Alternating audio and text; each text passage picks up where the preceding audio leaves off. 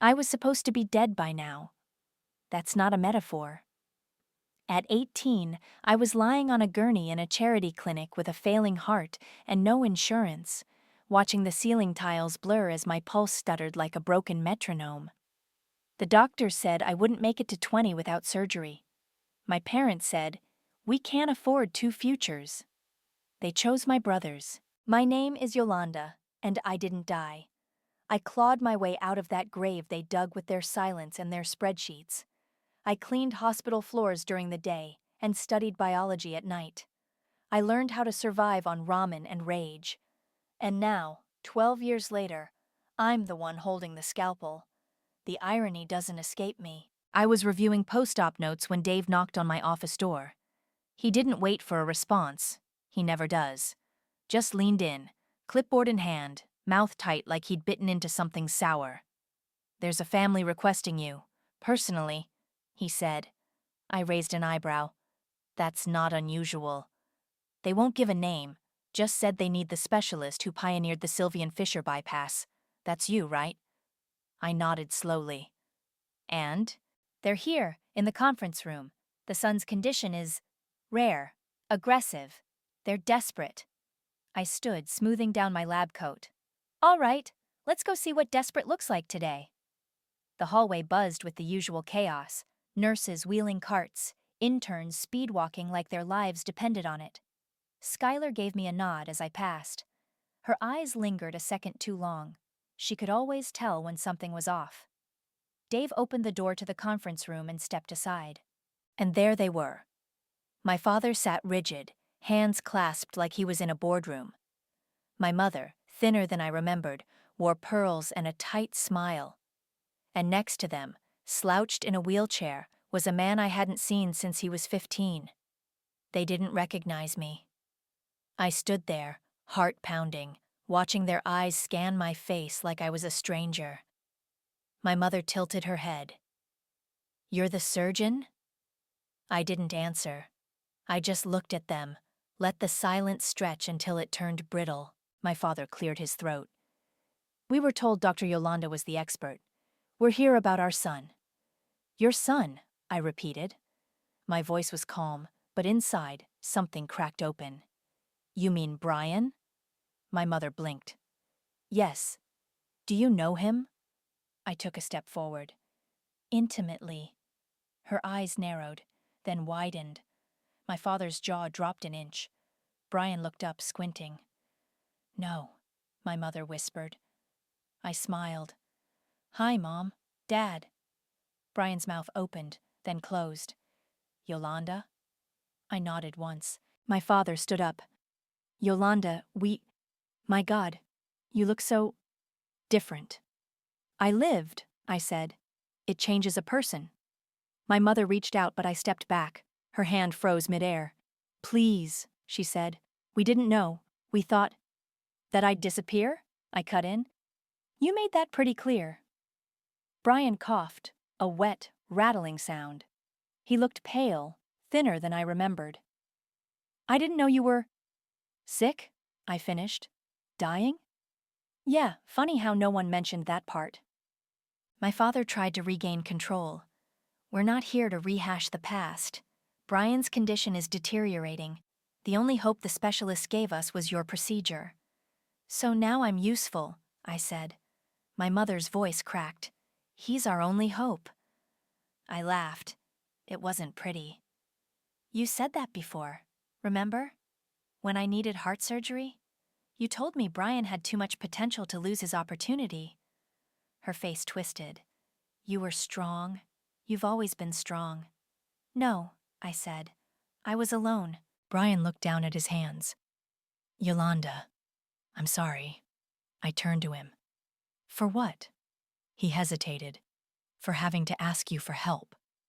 That stung more than I expected. Not for what he said, but for what he didn't. Dave cleared his throat behind me. "Should I give you some time?" I didn't look at him. "No, I've heard enough." My mother stepped forward again. "Please, we're begging you."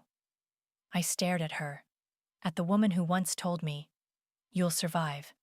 Your brother's future is too bright to risk." And I had survived. Despite her, despite all of them. I turned to Dave. I'll consider it.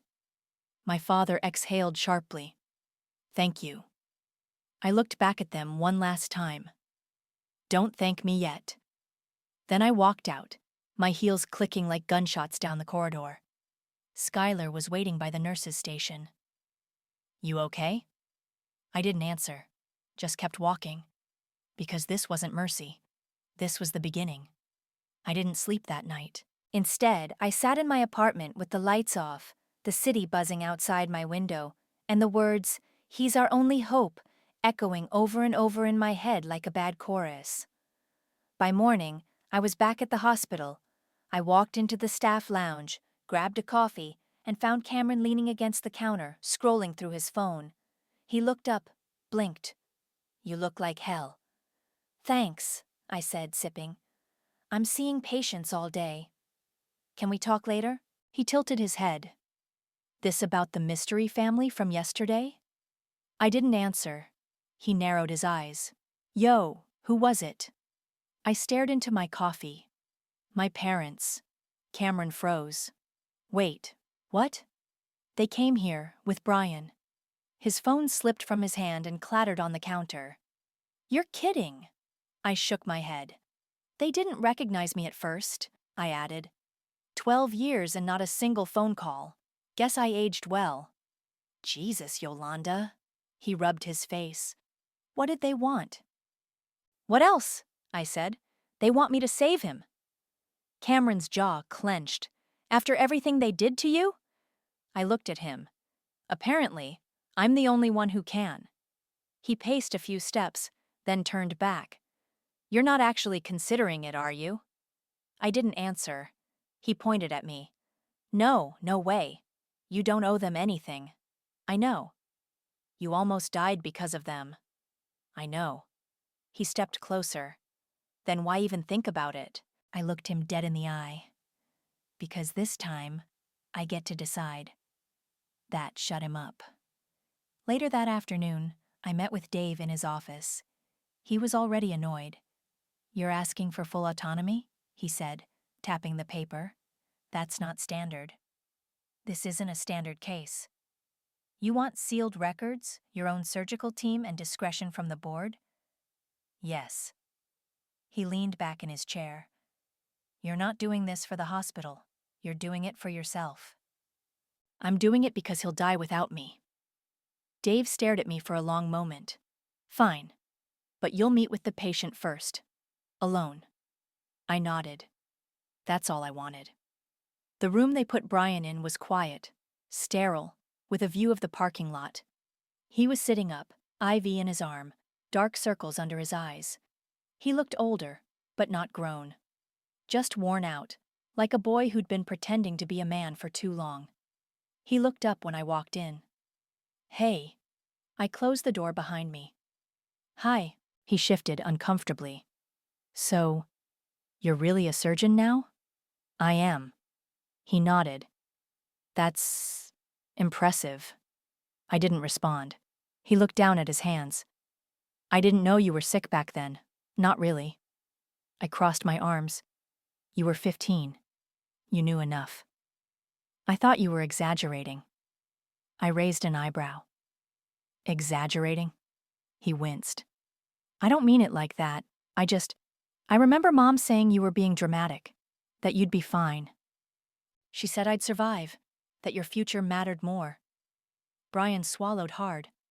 I didn't know what to say. You didn't say anything. I was a kid. You were old enough to benefit from my pain. He looked at me, eyes glassy. I'm sorry. I stepped closer. You're sorry for what? For me almost dying? For getting everything I didn't? Or for needing me now? He didn't answer. I studied him. Do you even remember how it felt? Watching me pack up my things and leave that house, knowing I had nowhere to go? He shook his head. No, I don't. I remember you yelling. I remember Mom crying. And then you were just gone. I nodded slowly. That's about right. He leaned back, exhausted. I don't want to die. I stared at him. Neither did I. He closed his eyes. They told me you were the only one who could do this, that no one else has the experience. They're right. Silence. Finally, I said, I'll think about it. His eyes opened. You will? I said I'd think about it. That's all. I turned to leave. Before I reached the door, he said, You look like her, you know. I froze. He added, Mom, you have her eyes. I didn't look back. I just walked out. Back in the hallway, Solstice was waiting. She stepped in front of me, blocking the way. You're going to save him. I stared at her. Excuse me? You're going to save him, she repeated, her voice low. Because if you don't, you're killing him. I leaned in, inches from her face. You already killed me once. She didn't flinch. You survived. And that's what makes this so fun, I whispered. Now you get to find out what surviving really means. I walked away, her perfume clinging to my coat like smoke from a fire I thought I'd put out years ago. But it was burning again, and this time, I was the one holding the match. Cameron was waiting for me outside the OR wing, arms crossed, foot tapping like a metronome of judgment. You saw him? He asked. I nodded, unwrapping a protein bar. He looks worse than I expected. And I told him I'd think about it. He exhaled, clearly holding back. You're not seriously planning to help them, right? I took a bite, chewed slowly. I'm planning to make them sweat. Cameron narrowed his eyes. You're playing with fire. Good. I like fire. He didn't smile. This isn't a game, yo. You're talking about someone's life. I tossed the wrapper in the trash. They talked about mine like it was a budget cut. He looked at me for a long time. You're not that person. Don't let them turn you into them. I didn't respond. I walked past him and headed straight to Dave's office. He looked up from his desk. You're back fast. I have conditions, I said, dropping a folder on his desk. He opened it, scanned the pages. You want full control over the OR team? Yes. You want to handpick your nurses and assistants? Yes. You want the board kept out of it? Unless they want to explain to the press why they blocked a groundbreaking procedure. Dave sighed. You're making this personal. It is personal. He glanced at the last page. What's this? A financial stipulation. He read it, then blinked. You're asking them to donate Brian's entire college fund to a medical charity? Anonymously. No tax write-off, no PR stunt. He stared at me. You're serious. Dead serious. Dave leaned back in his chair. They'll never agree to this. They will, I said, because they're out of options. He shook his head. This is revenge. No, I said. This is education. That afternoon, I sat in a private consultation room, waiting. The door opened, and the three of them walked in.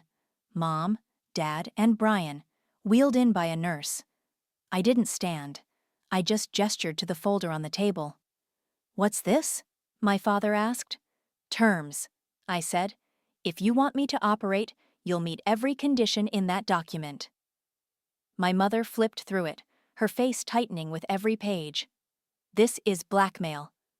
No, I said. This is leverage. You're asking us to give up everything Brian worked for. No, I said again. I'm asking you to give up what you stole from me. Brian looked up. That fund was for school, and I needed a heart. My father slammed the folder shut. This is extortion. I leaned forward. That's correct. Silence. My mother's voice was sharp. You want to punish us. I want you to understand what it feels like to be powerless. Brian looked at me. What about me? I turned to him. You're collateral, just like I was. He flinched, and for a second, I saw it. The guilt, the fear, the realization. Then he said quietly, If I agree, will you do it? I'll consider it.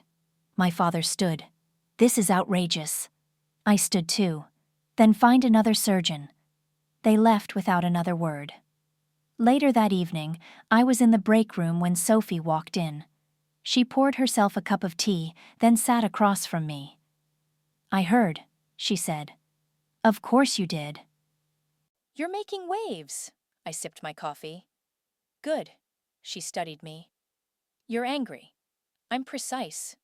She didn't smile. "You're also walking a fine line." "Between what?" "Justice and vengeance." I didn't answer. Sophie reached into her coat and pulled out a sealed envelope. "This came for you years ago. I held on to it." I frowned. "What is it?" "A letter. From your brother." I stared at it. "Why didn't you give it to me?" "You weren't ready." I took it but didn't open it, just stared at my name written in shaky teenage handwriting. Sophie stood. "You don't owe them anything, Yolanda, but you owe yourself the truth." She left me alone with the letter. I didn't open it. Not yet. The next morning, Dave stopped me in the hallway. "They signed." I blinked. "What?" "The donation. All of it. Transferred this morning." I nodded slowly. "Good." He hesitated. "You're really going to do it?" I said I'd consider it. He gave me a look. "You're playing God." I walked away. In the OR prep room, Skylar was waiting, clipboard in hand. "You okay?" she asked. "As always." She handed me the chart. "Vitals are dropping. He doesn't have much time." I nodded. "Prep the team. I want everything ready." Skylar hesitated. "You sure about this?"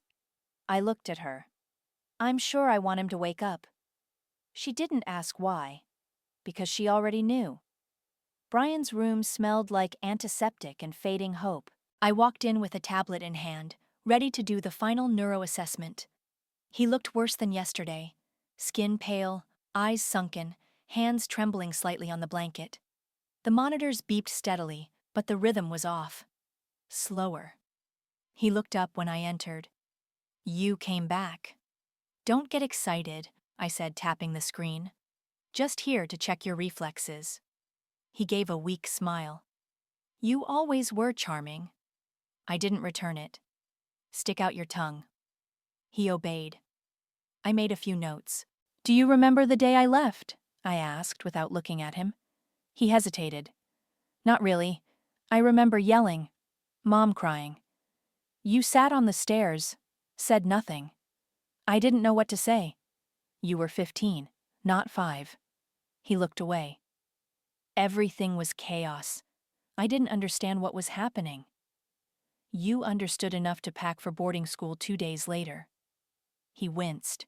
I didn't have a choice. You had the same choice I did. You just didn't have to make it. I moved around the bed, lifting his hand. Squeeze.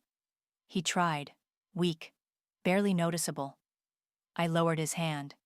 You know what the surgery involves? Sort of. They said it's risky. They're right. One wrong move and you'll be paralyzed. Or dead. Comforting. I met his eyes.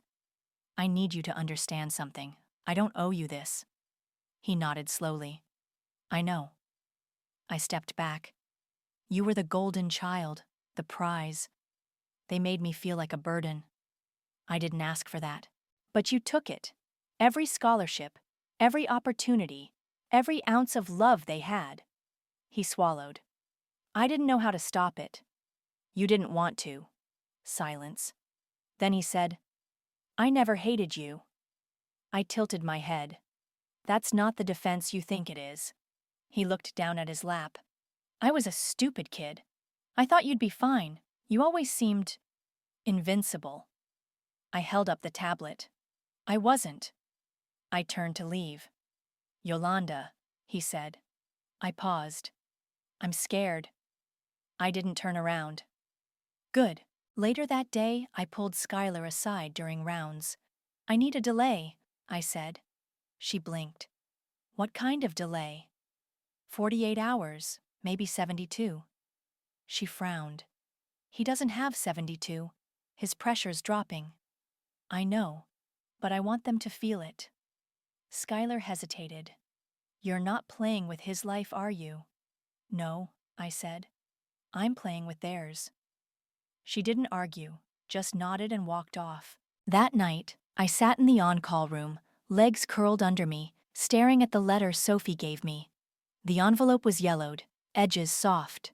My name was written in blue ink, the kind that smudges if you cry on it. I didn't open it. Instead, I found myself back in the memory. The last real fight. I was 18, standing in the kitchen, clutching the hospital bill. My chest hurt so bad I could barely breathe. "You're not listening," I said, voice shaking. "This is an elective. I need the surgery." My father didn't look up from his laptop. "We've gone over this." My mother sipped her wine. "We can't afford both. Brian's tuition is non-refundable." I slammed the bill on the counter. "So I die so he can go to prep school." "You're being dramatic," she snapped. "You're strong. You'll survive." Brian stood by the fridge, silent, eyes wide. I looked at him. "Say something." He opened his mouth, closed it. I grabbed my bag and left. Back in the present, I blinked away the memory and stood up. I needed air. I walked through the quiet hospital halls, past the vending machines in the chapel. The place felt like a tomb at night, cold, too clean, humming with fluorescent lights and secrets. I turned a corner and nearly ran into Solstice. She looked startled, then recovered. "I was looking for you." I didn't stop walking. She followed. "We signed the papers. We did what you asked." I kept walking. "Don't pretend you're not enjoying this," she hissed. I stopped, turned. She stepped back slightly. "You think this is about revenge?" I asked. She crossed her arms. "Isn't it?" "No," I said. "This is about balance. You're punishing us. I'm teaching you." She scoffed. "If you let him die, you're no better than we were." I leaned in close. "You didn't let me die. You made a decision. Cold. Calculated. This is me returning the favor." Her eyes narrowed. "You're a murderer if you walk away." I smiled. "That's rich coming from someone who signed my death warrant for a tuition deposit." She opened her mouth, but I was already walking away. The next morning, Skylar found me in the OR lounge. "Vitals are crashing," she said. "He won't make it another day." I nodded. "Prep the team." She paused. "You sure?" I picked up my scrubs. "Let's finish what they started." She didn't ask what I meant. She already knew. I found them in the family waiting room, Mom pacing, Dad sitting stiff with his fingers locked together. Brian's chart was clutched in my hand. I didn't bother knocking. They both looked up when I entered. "Vitals are unstable," I said. "We're moving forward with surgery tomorrow morning." My mother exhaled sharply, like she'd been holding her breath for hours. "Thank God." "Not yet," I said. My father stood. "We signed the papers. The money's gone. What more do you want?" I dropped the chart on the table. "I want the truth." They looked at each other. I leaned forward, hands on the table. "Tell me why. Just once. Why was his future worth more than my life?" My mother's voice was brittle. "It wasn't about worth. It was about practicality." "Practicality?" I repeated. "You were always so strong," she said. "You didn't cry. You didn't complain. We thought you'd push through. You thought I'd survive neglect." She didn't answer. My father cleared his throat. "We made a choice, a hard one. We thought we were doing what was best for the family." "No," I said. "You did what was best for him." Brian's voice came from the doorway.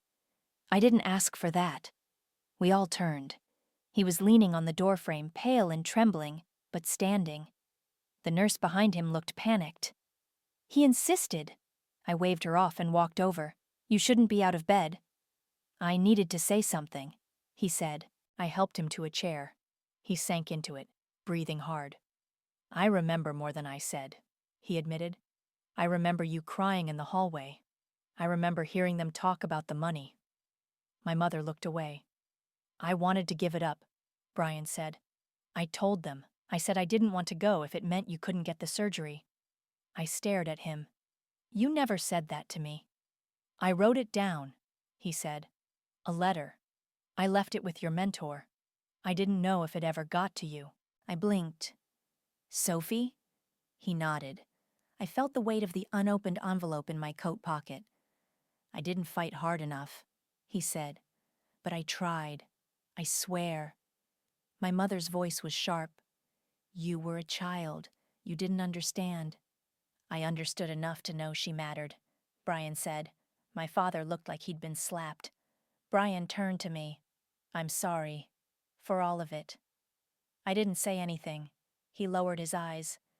If I die, I want you to know I didn't want it to be like this.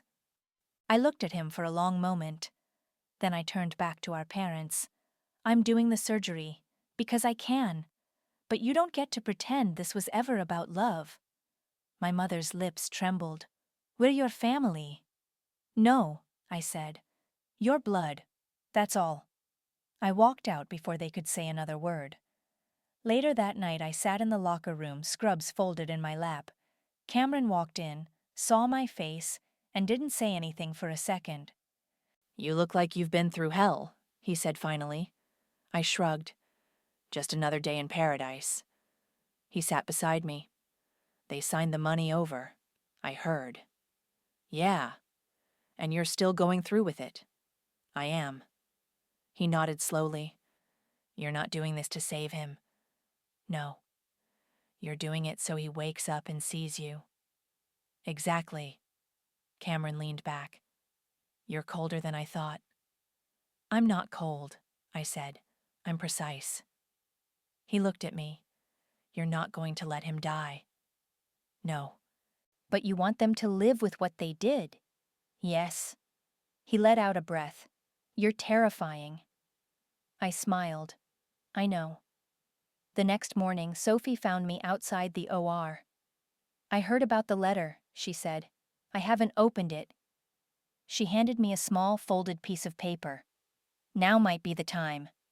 I looked at it, then back at her. If I read this and it changes nothing, what then? Then at least you'll know. I nodded and took it. I waited until I was alone in the scrub room before I opened it. The handwriting was messy. Rushed. Yolanda. I heard them talking. They said they couldn't afford both. I told them I didn't want to go to school if it meant you couldn't get better. I begged them. I don't know if they'll listen. I'm sorry. I don't know what else to do. I hope you live. I hope you become something amazing. I love you. Brian. I folded it slowly. My hands didn't shake. I tucked it into my locker, pulled on my gloves, and walked into the OR. Skylar was already there, prepping instruments. You ready? She asked. Let's begin. Because now I knew the truth, and I was going to let him live with it. The OR lights were blinding. I stood at the head of the table, gloved and gowned, staring down at Brian's shaved skull. His chart was clipped beside the monitors, vitals already dipping.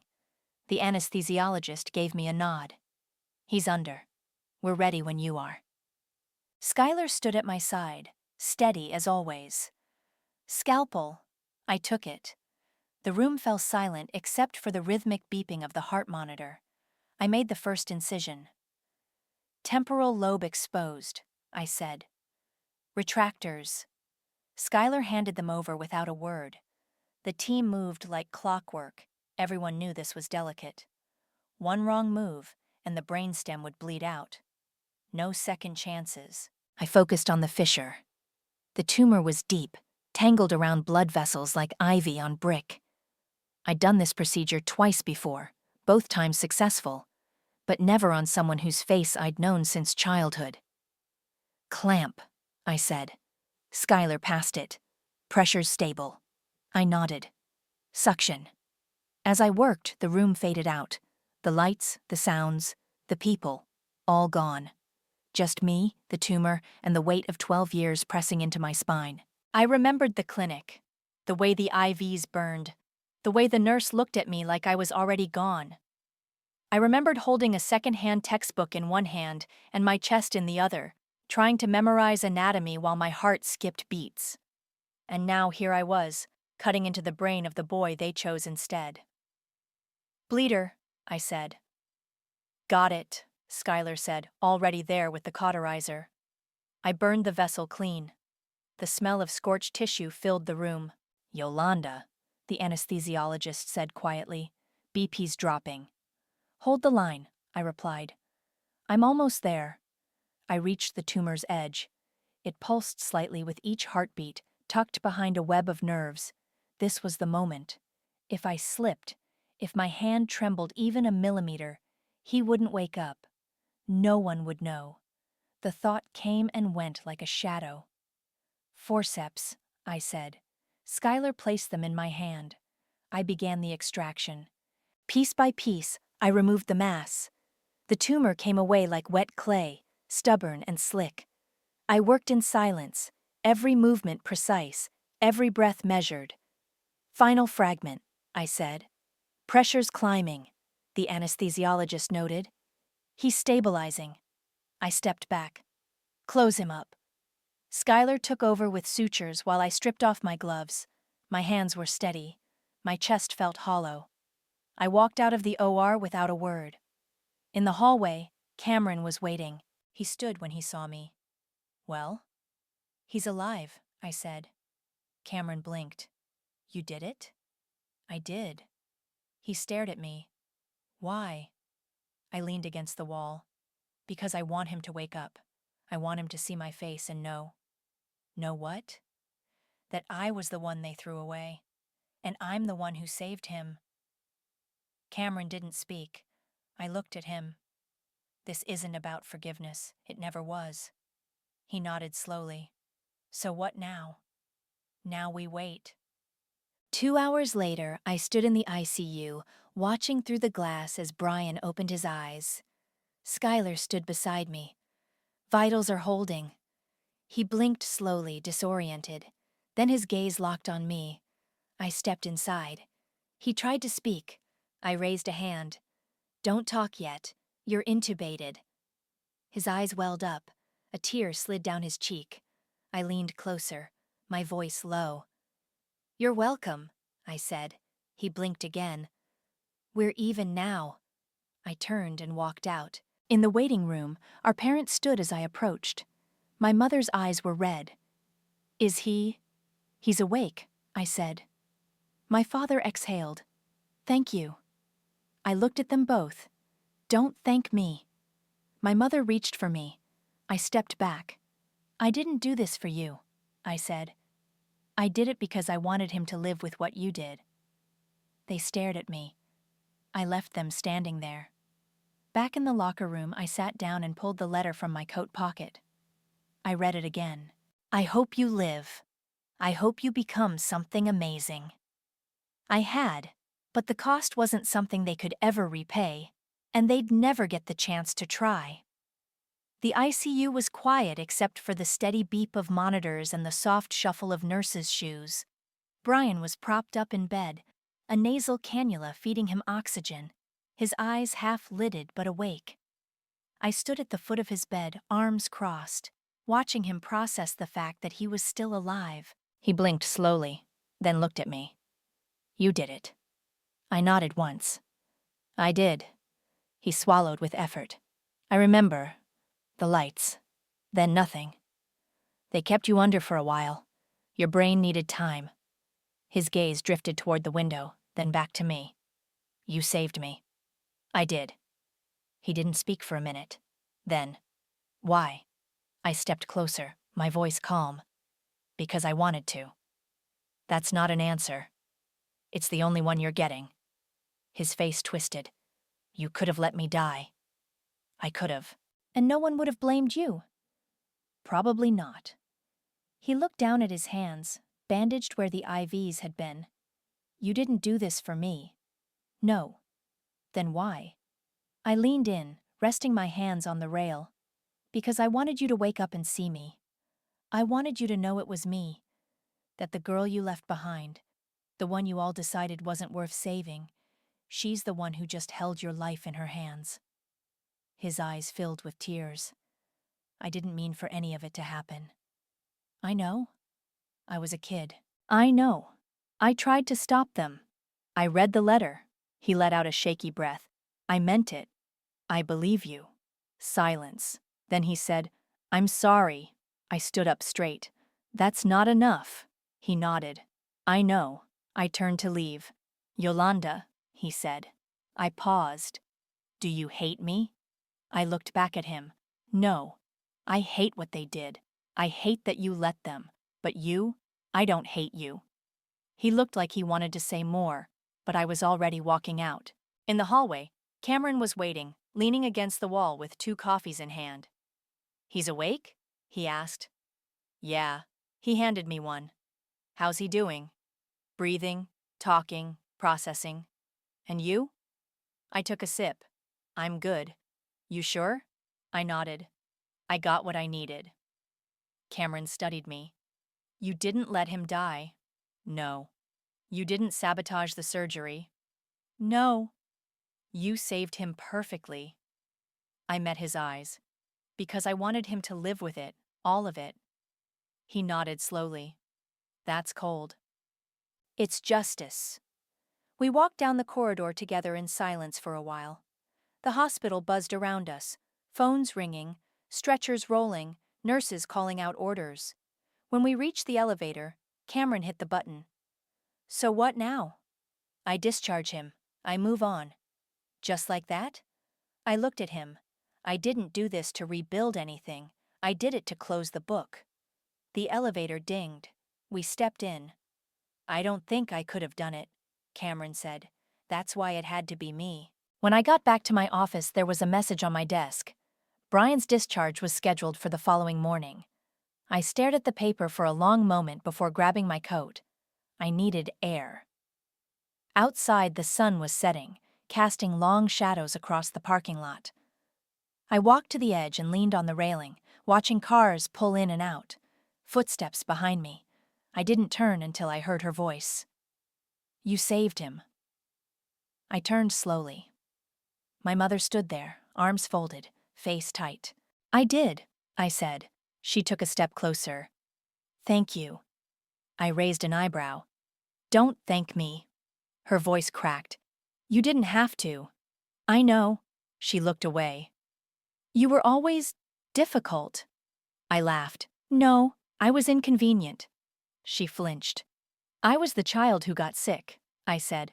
"The one who didn't fit your perfect picture." Her eyes welled up. "We didn't know what we were doing." "You knew. You just didn't care." She wiped her cheek. "I'm sorry." I stepped closer. "No, you're not. You're relieved. And that's not the same." She tried to hug me. I stepped back. "Don't mistake a scalpel for forgiveness," I said. Then I walked away. Back inside, I stopped by the ICU one last time. Brian was asleep, his chest rising and falling with each breath. Peaceful, unaware. Skylar stood at the foot of his bed, updating the chart. She looked at me. "He's stable." "Good." She hesitated. "You okay?" I nodded. "I'm done." She smiled gently. "You did what no one else could." I looked at Brian. "He'll live." "And you?" I looked at her. "I already did." Then I turned and walked out, the sound of my footsteps echoing down the hallway like a heartbeat finally finding its rhythm. The discharge papers were signed. Brian sat in the wheelchair by the nurse's station, dressed in street clothes that hung looser on him than before. His face was pale, but his eyes were alert. I stood a few feet away, arms crossed, watching the final pieces fall into place. He looked up when he saw me. "Hey." I didn't respond. The nurse handed him a clipboard. He signed, then looked back at me. "They're waiting downstairs." I nodded. He hesitated. "Can I talk to you before I go?" I glanced at Skylar, who gave me a small nod and stepped away. Brian wheeled himself closer. I don't know what to say that I haven't already said. Then don't say anything, I replied. He looked down at his hands. I donated the rest of the trust. I blinked. What? To the charity you listed. All of it. Not just the college fund. Everything. I stared at him. Why? Because it was never mine to begin with. And because I wanted to do something that wasn't about me. I studied him for a long moment. You're not the same kid. I'm trying not to be. I nodded. Good. He looked like he wanted to hug me. I didn't move. Instead, he said, You don't have to come downstairs. I wasn't planning to. He nodded slowly. Okay. As he turned to leave, I said, Brian. He looked back. You're alive because of me. Don't waste it. He nodded once, eyes wet. I won't. Then he rolled down the hall and disappeared into the elevator. I didn't follow. Later that day, I was walking through the lobby when I spotted them, Mom and Dad, standing by the exit. She wore a silk scarf. He held the car keys like a man gripping control. They saw me and rushed over. Yolanda, my mother said, reaching out. I stepped back. Thank you, she said. We can never repay you. You're right, I said. My father cleared his throat. We'd like to have you over, dinner, just us. No pressure. I stared at him. You think this ends with a meal? We want to reconnect, my mother added. Start over. I laughed. You're not starting over. You're starting late. She blinked. We made mistakes. No, I said. You made decisions. Don't dress them up. My father's jaw tightened. You're being cruel. I stepped closer, voice low. You once weighed my life against his future. You made your choice. I just showed you the cost. They stood there, silent. I turned to leave, then paused. Don't mistake a scalpel for forgiveness. I walked out the front doors into the cool air. The sky was clear. The kind of blue that feels like a clean slate. Cameron was waiting on the bench near the entrance, sipping a smoothie. He raised an eyebrow. That looked intense. They tried to hug me, he laughed. You let them? No. Good. I sat beside him. It's over. You sure? I nodded. They got what they wanted. I got what I needed. He looked at me. And what was that? I took a breath. To be seen, to be remembered, to be the one they couldn't ignore. He handed me the smoothie. You earned this more than I did. I took a sip. Strawberry banana? With protein. I smiled. You know me. Yeah, he said. I do. We sat in silence for a while, watching people come and go. Wheelchairs, strollers, briefcases, lives in motion. You going home? He asked. Not yet. Where then? Somewhere quiet. He stood. Want company? I shook my head. Not this time. He nodded. Call me if you need anything. I will. He walked off, and I sat there a little longer, letting the weight of it all settle.